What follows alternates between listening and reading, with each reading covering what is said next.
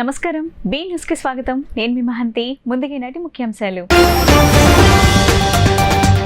రేపు ఇడుపులపై నుంచి ఎన్నికల ప్రచార భేరీ మోగించనున్న సీఎం జగన్ దివంగత వైఎస్ఆర్ ఘాట్ వద్ద ప్రార్థనలు చేసి నివాళులర్పించనున్న సీఎం అనంతరం మేమంతా సిద్ధం బస్సు యాత్రను ప్రారంభించనున్న సీఎం రాష్ట్రం అభివృద్ధి చెందాలంటే కేంద్ర సాయం అవసరమని టీడీపీ అధినేత చంద్రబాబు వెల్లడి అందుకే బీజేపీతో పొత్తు పెట్టుకున్నామన్న చంద్రబాబు ముస్లింల హక్కులకు భంగం కలిగించే చర్యలు తాము ఏనాడు తీసుకోలేదని వ్యాఖ్య జనసేన అధినేత పవన్ కళ్యాణ్ ఎన్నికల ప్రచారానికి ముహూర్తం ఖరారు మార్చి 30న ఎన్నికల ప్రచారానికి శ్రీకారం చుట్టనున్న పవన్ పిఠాపురం నుంచే రాష్ట్ర వ్యాప్త పర్యటనలు ఉంటాయని స్పష్టీకరణ ఏపీ బీజేపీ చీఫ్ పురంధేశ్వర్ని కలిసిన ఎంఆర్పీఎస్ అధ్యక్షుడు మందకృష్ణ మాదిగ 35 డిమాండ్లతో కూడిన మెమరాండాను పురంధేశ్వరికి అందజేత అనగారిన వర్గాల అభ్యున్నతి కోసం ప్రధాని మోడీ ఎంతో కృషి చేస్తున్నారని ప్రశంస పేదింటి భవిష్యత్తును మరింత గొప్పగా మార్చేందుకు మరోసారి చారిత్రక విజయంతో అధికారంలోకి రావడమే లక్ష్యంగా వైఎస్ఆర్సీపీ అధ్యక్షుడు ముఖ్యమంత్రి వైఎస్ జగన్మోహన్ రెడ్డి బుధవారం ఇడుపులపై నుంచి ఎన్నికల ప్రచార భేరీ మోగించనున్నారు బుధవారం ఉదయం 10:56 సీఎం జగన్ తాడేపల్లి నివాసం నుంచి బయలుదేరి ఇడుపులపై చేరు దివంగత వైఎస్ రాజశేఖర రెడ్డి ఘాట్ వద్ద ప్రార్థనలు చేసి నివాళులర్పిస్తారు అనంతరం మేమంతా సిద్ధం బస్సు యాత్రను ప్రారంభిస్తారు తొలి రోజు బస్సు యాత్ర కడప పార్లమెంట్ నియోజకవర్గంలో జరగనుంది ఇడుపులపై నుంచి వేంపల్లి వీరపు నాయనపల్లి ఎర్రగుంట్ల మీదుగా సాయంత్రం ప్రొద్దుటూరు చేరుకొని బహిరంగ సభలో పాల్గొని ప్రసంగిస్తారు అనంతరం అక్కడి నుంచి దువ్వూరు చాగలమర్రి మీదుగా నంద్యాల జిల్లా ఆలగడ్డ చేరుకొని రాత్రి అక్కడే బస చేస్తారు గురువారం నంద్యాల పార్లమెంట్ నియోజకవర్గం పరిధిలో బస్సు యాత్ర నిర్వహిస్తారు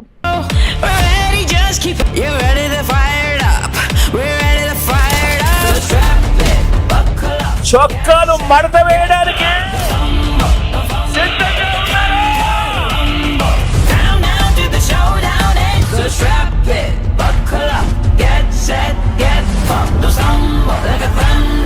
రాష్ట్రం అభివృద్ధి చెందాలంటే కేంద్ర సాయం అవసరమని టీడీపీ అధినేత చంద్రబాబు అన్నారు అందుకే బీజేపీతో పొత్తు పెట్టుకున్నామని వివరించారు ముస్లింల హక్కులకు భంగం కలిగించే చర్యలు తాము ఏనాడూ తీసుకోలేదని వెల్లడించారు టీడీపీ అధినేత చంద్రబాబు తన సొంత నియోజకవర్గం కుప్పంలో పలు కార్యక్రమంలో పాల్గొన్నారు రంజాన్ మాసం నేపథ్యంలో కుప్పంలోని కేవీఆర్ కళ్యాణ మండపంలో ముస్లిం సోదరులతో కలిసి ప్రత్యేక ప్రార్థనల అనంతరం ఇఫ్తార్ విందులో పాల్గొన్నారు ఈ సందర్భంగా ఆయన మాట్లాడుతూ రాష్ట్రంలో ముస్లింల భద్రతకు తాను బాధ్యత తీసుకుంటున్నానని అన్నారు రాష్ట్రం అభివృద్ధి చెందాలంటే కేంద్ర సాయం అవసరమని పొత్తుల వల్ల రాష్ట్రానికి మేలు జరుగుతుందని అన్నారు ముస్లింల హక్కులకు భంగం కలిగే చర్యలను తాము ఏనాడూ తీసుకోలేదని చంద్రబాబు స్పష్టం చేశారు రంజాన్ మాసం అంతా సూర్యాస్తమయం వరకు నీళ్లు ఆహారం తీసుకోకుండా కఠోరమైన దీక్షను ముస్లిం సోదరులు చేపడతారు ముస్లింలకు న్యాయం చేసిన ఏకైక పార్టీ టీడీపీ 40 ఏళ్లుగా ముస్లింలకు ప్రాధాన్యత ఇస్తున్నాం ఉర్దూను రెండో భాషగా చేసింది టీడీపీనే సమైక్య రాష్ట్రంలో 13 జిల్లాల్లో ఉర్దూను రెండో భాషగా చేశానని చెప్పారు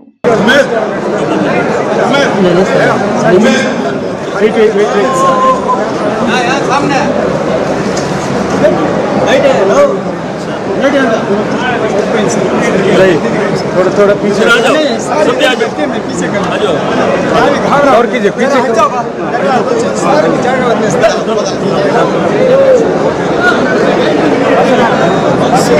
मेहरबानी करो मेहरबानी करो नीचे बैठने की कोशिश करो भाई बोलने पढ़ने की जरूरत नहीं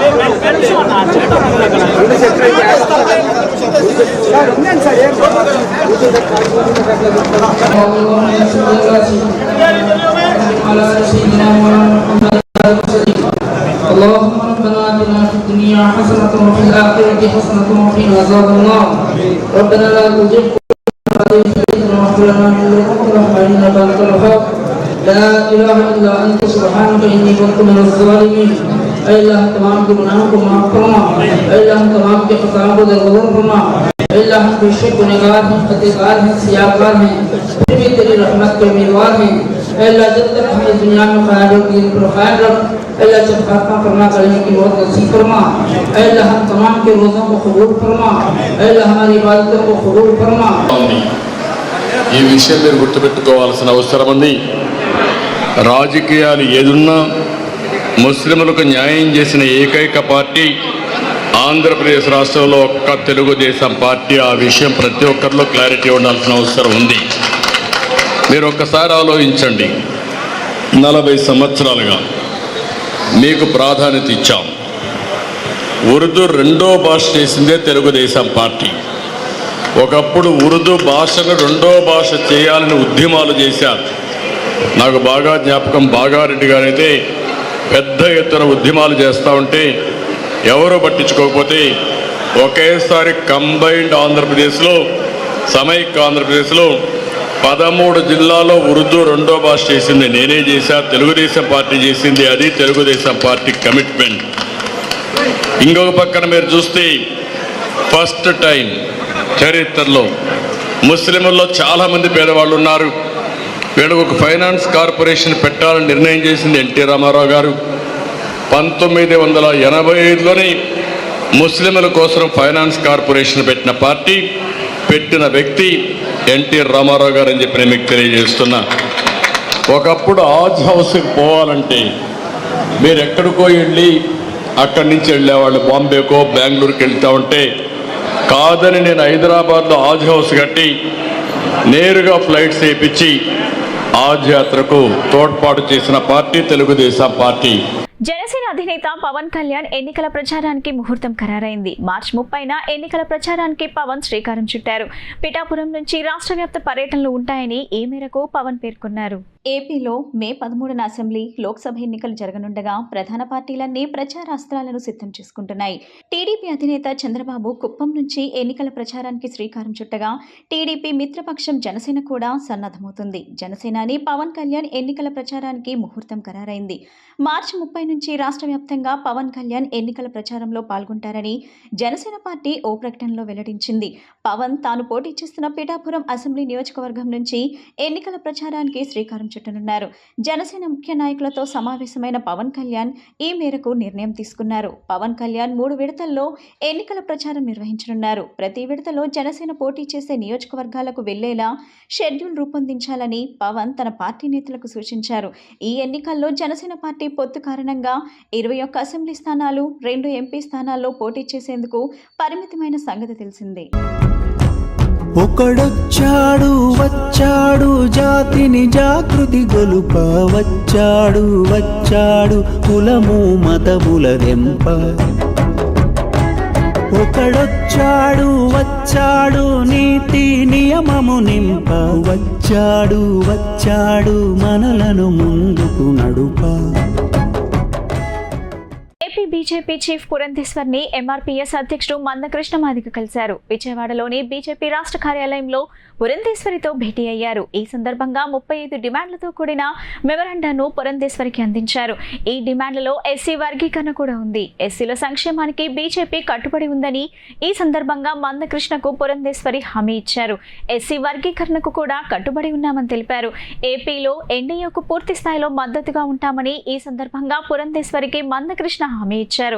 అణగారిన వర్గాల అభ్యున్నతి కోసం ప్రధాని మోడీ ఎంతో కృషి చేస్తున్నారని ప్రశంసించారు. ప్రకాశం జిల్లా సంతనూతలపాడు నియోజకవర్గం మాజీ ఎమ్మెల్యే దారా సాంబయ్య కుమార్తె దారా పద్మజ కాంగ్రెస్ పార్టీలో చేరారు. దారా పద్మజకు APPCC chief YS Sharmila Congress కండువ కప్పి పార్టీలోకి సాదరంగా ఆహ్వానం పలికారు. ఈ విషయాన్ని షర్మిల ట్విట్టర్ ద్వారా వెల్లడించారు. ఇంకా మరికొందరు వైసీపీ నేతలు కూడా నేడు కాంగ్రెస్ లో చేరారు. వైసీపీ నాయకత్వం నిరంకుశ ధోరణితో విసుగు చెందిన కొందరు నేతలు కాంగ్రెస్ పార్టీలో చేరారు. నంద్యాల జెడ్పీటీసీ గోకుల్ కృష్ణారెడ్డి, సంతనూతలపాడు మాజీ ఎమ్మెల్యే దారా సాంబయ్య కుమార్తె దారా పద్మజ, ఉభయ గోదావరి జిల్లాల వైసీపీ ఎస్టీ సెల్ ఇన్ఛార్జ్ సృజన కాంగ్రెస్ పార్టీలో చేరారు. ఈ రాష్ట్రంలో కాంగ్రెస్ పార్టీ బలోపేతానికి వారు కృషి చేస్తున్నారని, ఏపీ ప్రజల సంక్షేమం కోసం వారు కాంగ్రెస్ పార్టీతో కలిశారని షర్మిల వివరించారు. విజయవాడ కొత్త ఆటోనగర్ లో భారీ అగ్ని ప్రమాదం చోటు చేసుకుంది. స్థానికుల సమాచారం మేరకు కొత్త ఆటోనగర్ లో ఆయిల్ ట్యాంకర్ గూడౌన్ లో ప్రమాదం జరిగింది. ఈ నేపథ్యంలో మంటలు భారీగా ఎగిసిపడ్డాయి. దట్టమైన పొగ అలుముకోవడంతో స్థానికులు భయభ్రాంతులకు గురవుతున్నారు. అగ్నిమాపక సిబ్బందికి ఘటనా స్థలానికి చేరుకొని మంటలను అదుపు చేశారు.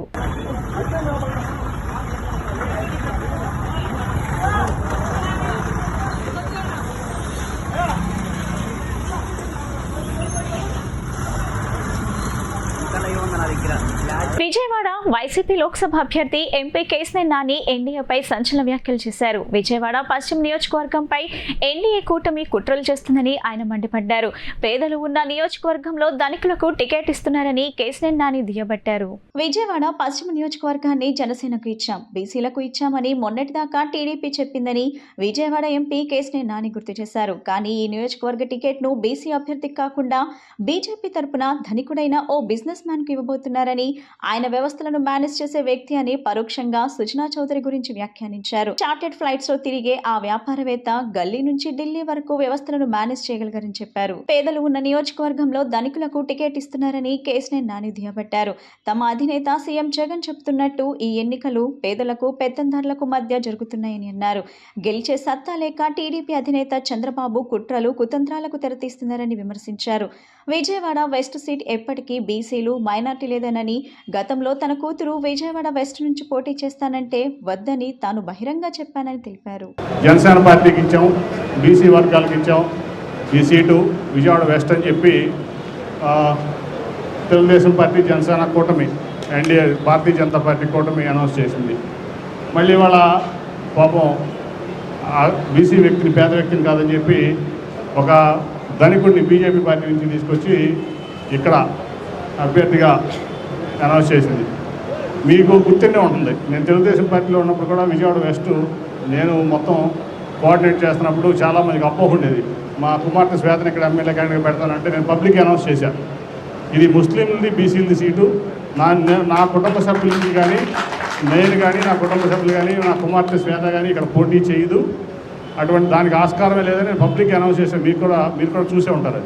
మరి ఇవాళ అవతల చూస్తే బీసీలను కాదని, ఎస్సీలను కాదని, మైనార్టీలను కాదని ఇవాళ చార్టెడ్ ఫ్లైట్లో తిరిగేటువంటి ఒక వ్యాపారవేత్తని, అట్లాగే ఏ వ్యవస్థ అయినా మేనేజ్ చేయగలిగినటువంటి ఒక ఎబిలిటీ ఉన్నటువంటి ఒక వ్యాపారవేత్తని తీసుకొచ్చి మన వెస్ట్ కాన్స్టిట్యున్సీలో పేదలు ఉండేటువంటి కాన్స్టిట్యున్సీలో మరి తీసుకొచ్చి పెడుతున్నారంటే అది నిజంగా మన జగన్మోహన్ రెడ్డి గారు చెప్పినట్లు పేదలకి పెత్తందారులకి మధ్య యుద్ధం, అవునా కదా? తెదేపా అధినేత చంద్రబాబు నాయుడు ముఖ్యమంత్రిగా బాధ్యతలు చేపడితేనే రాష్ట్రాభివృద్ధి సాధ్యమని భాజపా, తెదేపా, జనసేన కూటమి అభ్యర్థి ఎమ్మెల్యే వసంత వెంకట కృష్ణ ప్రసాద్ అన్నారు. కట్టుబడి పాలెంలో సోమవారం రాత్రి పార్టీ శ్రేణులతో సమావేశం నిర్వహించి మాట్లాడారు. వైకాపా 5 ఏళ్ల పాలనలో రాజధాని అమరావతిని సర్వనాశనం చేశారని, యువత భవిష్యత్ నిర్వీర్యమైందన్నారు. ఎన్నికల్లో కూటమి అభ్యర్థిని గెలిపించాలని కోరారు. అనంతరం కవులూరు గ్రామంలో నాయకులు, కార్యకర్తలతో ఆత్మీయ సమావేశం నిర్వహించారు. తొలుత కవులూరులో తెదేపా రాష్ట్ర కార్యదర్శి జువ్వా రాంబాబును కలుసుకున్నారు. కార్యక్రమంలో రవికుమార్, రామకృష్ణ, నరసింహారావు, నాగేశ్వరరావు, రవి, వెంకట్రావు, లక్ష్మణ్, బోరారు సాంబశివరావు తదితరులు పాల్గొన్నారు.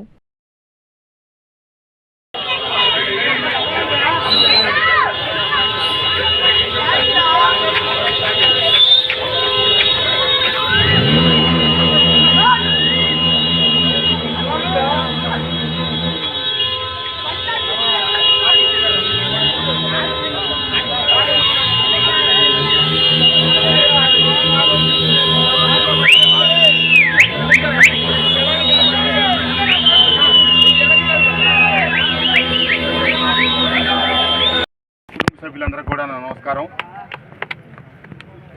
పెద్ద ఆయన బసవపోయిన నాగేశ్వరరావు గారు నాన్నగారికి పార్టీ పెట్టినప్పటి నుంచి కూడా బాగా స్నేహితులు, పరిచయస్తులు. వారికి పార్టీ పట్ల ఎంత నిబద్ధత అంటే గతంలో నాన్నగారికి వారికి చాలా సాంగత్యం ఉంది కాబట్టి 2018లో నేను ఇక్కడికి వచ్చినప్పుడు 19లో పోటీ చేస్తున్నప్పుడు నాన్నగారు పోటీ చేసి మా అబ్బాయికి సహకరించండి అంటే ఒకటే చెప్పారు, సార్ మేమందరం పార్టీ ప్రకారం వెళ్తాం తప్పితే వ్యక్తిగా మిమ్మల్ని గౌరవిస్తాను తప్పితే పార్టీ పరంగా మటుకు మాలో ఏ రకమైనటువంటి మార్పు ఉండదండి, మా పార్టీకి మేమే కట్టుబడి ఉంటామని చెప్పి నిక్కచ్చిగా చెప్పిన పెద్ద ఆయన నాయకుడు. ఈరోజు నేను గడిచిన 6 సంవత్సరాలుగా మైలవరం నియోజకవర్గంలో పనిచేశాను. నన్ను మొన్న జగన్మోహన్ రెడ్డి గారు పిలిచి మళ్ళీ ఈ ఎన్నికల్లో టికెట్ ఇస్తాను, నువ్వే పోటీ చేయి, అన్ని వనరులు సమకూరుస్తానని కూడా చెప్పారు. కానీ వారితో నేను చాలా అంశాలు విభేదించున్నాను. ప్రధానంగా ఏంటంటే అభివృద్ధి. నేను ఎంతో అభివృద్ధి చేయాలని చెప్పి నేను ఒక వ్యాపారస్తుడిగా ఈ గ్రామానికి సంబంధించిన చాలామంది నాకు సంబంధించిన సంస్థల్లో పనిచేసే వాళ్ళతో బంధుత్వాలు, మాది అసలు చింతలపాడు గ్రామం కాబట్టి ఆ చింతలపాడు గ్రామానికి కట్టుబడి పరిపాలనకి చాలా బంధుత్వాలు ఉన్నాయి. ఆ రకంగా చాలామందితో ఈ గ్రామంలో ఉన్నటువంటి కుటుంబాలతో మా కుటుంబానికి వ్యక్తిగతమైన సంబంధాలు ఉన్నాయి. ఈ పార్టీలో ఆ రోజున జగన్మోహన్ రెడ్డి గారు నేను చేరేటప్పుడే అడిగాను, అమరావతి మీద మీ ఆలోచన ఏంటన్నా అని అడిగితే నేను అసెంబ్లీలోనే ప్రకటించాను, అమరావతి ఇక్కడే ఉంటుందని చెప్పారు. కానీ ప్రభుత్వం వచ్చిన 6 నెలలకే ఏ కారణం చెప్పకుండా 3 రాజధానులు అని చెప్పి రాజధాని మార్చారు. మీ అందరికీ తెలుసు. రానున్న సాధారణ ఎన్నికల్లో పేదలు పెత్తందారుల మధ్య జరిగే పోరులో పేదల పార్టీ వైఎస్ఆర్సీపీదే విజయమని మైలవరం నియోజకవర్గం ఎమ్మెల్యే అభ్యర్థి సర్నాల తిరుపతిరావు పేర్కొన్నారు. తాను పేదవాడిని తెలిసి కూడా ఒక పెత్తందారుపై పోటీకి నిలబెట్టిన ధైర్యశాలి ముఖ్యమంత్రి జగన్మోహన్ రెడ్డి అని అన్నారు. మీ కుటుంబానికి మంచి జరిగిందనుకుంటే మీరే సైనికుల్లా నిలబడి తమ పార్టీకి ఓటు వేయించాలని సీఎం జగన్ అన్నలా ధైర్యంగా చెప్పగలిగిన నాయకుడు ఎవరైనా ఉన్నారని ప్రశ్నించారు. ఎన్నికల ప్రచారంలో భాగంగా ఆయన సోమవారం సాయంత్రం విజయవాడ రూరల్ మండలం సూరాయిపాలెం, నల్లగుట్ట గ్రామాల్లో పర్యటించారు. ఆయా గ్రామాల్లోని ప్రజలను కలుసుకొని స్థానిక సమస్యలపై ఆరా తీశారు. సత్వర పరిష్కారానికి కృషి చేస్తానని తెలిపారు. అర్హులైన ప్రతి ఒక్కరికి ప్రభుత్వ సంక్షేమ పథకాలు రాకపోతే మళ్లీ దరఖాస్తు చేయాలని సూచించారు. సర్నాల తిరుపతిరావు మాట్లాడుతూ తాను పేదవాడిని తెలిసి కూడా ఒక పెత్తందారుపై పోటీకి నిలబెట్టిన ధైర్యశాలి ముఖ్యమంత్రి వైఎస్ జగన్మోహన్ రెడ్డి అని అన్నారు. మీ కుటుంబానికి మంచి జరగకుంటే మీరే సైనికుల్లా నిలబడి తమ పార్టీకి ఓటు వేయించాలని సీఎం జగనన్నలా ధైర్యంగా చెప్పగలిగిన నాయకుడు ఎవరైనా ఉన్నారా అని ప్రశ్నించారు.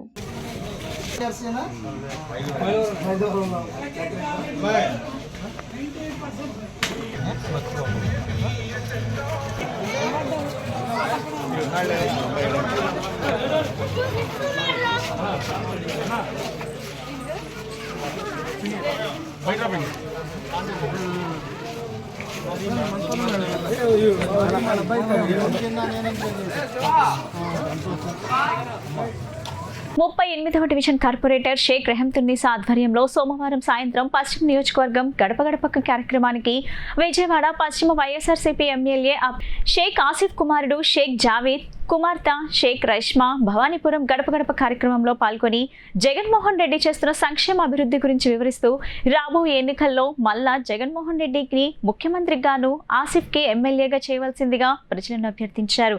కార్యక్రమంలో కార్పొరేటర్లు చైతన్యరెడ్డి, శివాలయం చైర్మన్ బొమ్మ మధు, రాష్ట్ర డైరెక్టర్లు మంజు భార్గవ్, షేక్ అప్సర్, మజ్జి శ్రీనివాసరావు తదితరులు పాల్గొన్నారు. నమస్కారం, నా పేరు రేష్మా. నేను ఆసిఫ్ గారి అమ్మాయిని. నాన్నగారి తరఫున ఈరోజు మేము 38 డివిజన్కి వచ్చాము. అందరినీ కలిసాము, డోర్ టు డోర్ వెళ్ళాము. అందరి రెస్పాన్స్ చాలా బాగుంది.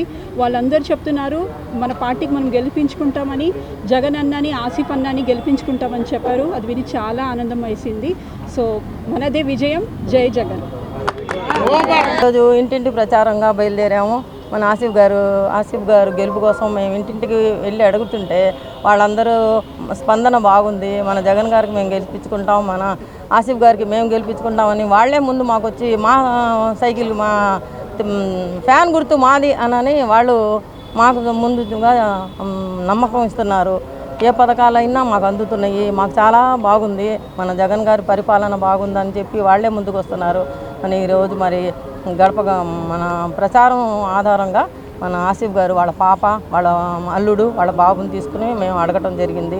అందరికీ ముస్లిమ్స్ మైనార్టీ వాళ్ళందరూ వాళ్ళ ఉపవాసం కదా, వాళ్ళందరి దగ్గరికి వెళ్ళి మేము మాట్లాడటం జరిగింది. వాళ్ళందరూ కూడా మా ఆసిఫ్ గారిని మేము గెలిపించుకుంటామని చెప్పి వాళ్ళు మాకే నమ్మకం చెప్తున్నారు, మాకే నమ్మకం ఇస్తున్నారు. మన జగన్ గారి పథకాలు బాగున్నాయి, జగన్ గారు మళ్ళీ రావాలని చెప్పి వాళ్ళే మాకు చెప్పడం జరిగింది. ఈరోజు స్పందన బాగుంది జగన్ గారిది. మరి జగన్ గారు వస్తారని చెప్పి రావాలని చెప్పి మేము కోరుకుంటున్నాము దేవుడికి అని చెప్పి వాళ్ళు చెప్పడం జరిగింది.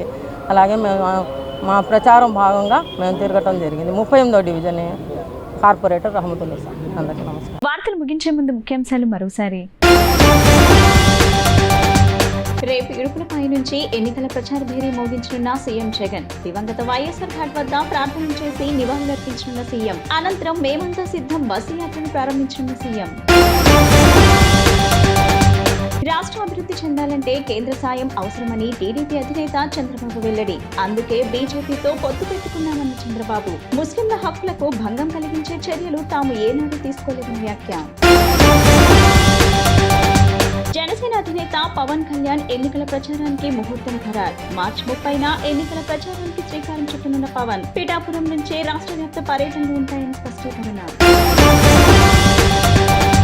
ఏపీ బీజేపీ చీఫ్ పురంధేశ్వర్ని కలిసిన ఎంఆర్పీఎస్ అధ్యక్షుడు మందకృష్ణ మాదిగ 35 డిమాండ్లతో కూడిన మెమరాండాను పురంధేశ్వరికి అందజేత అణగారిన వర్గాల అభ్యున్నతి కోసం ప్రధాని మోడీ ఎంతో కృషి చేస్తున్నారని ప్రశంస. ఈ బులెటిన్ ఇంతటితో సమాప్తం. తిరిగి మరో బులెటిన్ కలుద్దాం. నమస్కారం.